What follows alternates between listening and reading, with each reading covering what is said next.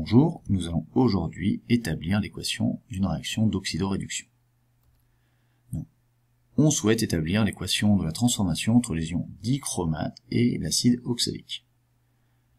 Pour cela, dans la capsule précédente, à partir des couples, nous avons établi les demi-équations chimiques.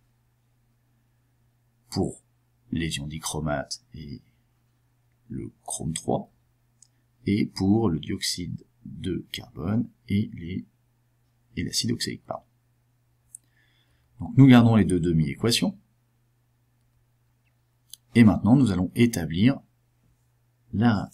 l'équation de la transformation entre les ions dichromate et l'acide oxalique. Donc première chose, on va déjà souligner les réactifs.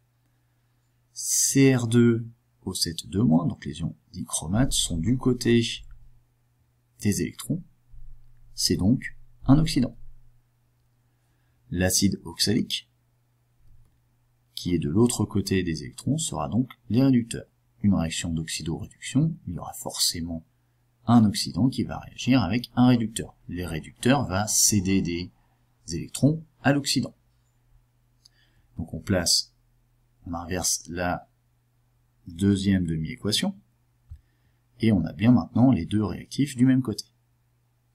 Maintenant, la seule chose qu'il va falloir vraiment faire attention, pour se transformer, les ions dichromate ont besoin de 6 électrons.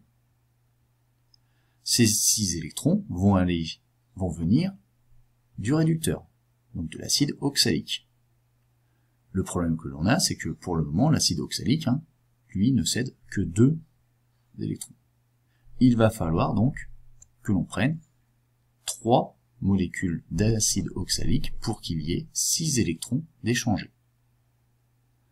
Si on prend 3 acides oxaliques, les 3 acides oxaliques seront capables de céder 6 électrons, et donc les ions dichromate pourront se transformer en 2 ions chrome 3. Une fois que l'on a déterminé le nombre d'électrons échangés, on établit l'équation bilan. Donc on multiplie bien chaque membre de la deuxième demi-équation par 3. On obtient la grande équation qui est en bas, et sur cette grande équation, on va essayer de simplifier au maximum les choses. Donc la première chose que l'on peut simplifier, ce sont bien sûr les électrons. Ils ne peuvent pas être présents dans l'équation bilan parce que les électrons sont échangés directement par contact entre les ions dichromate et l'acide oxalique. Si vous avez des électrons dans votre équation bilan, c'est forcément faux.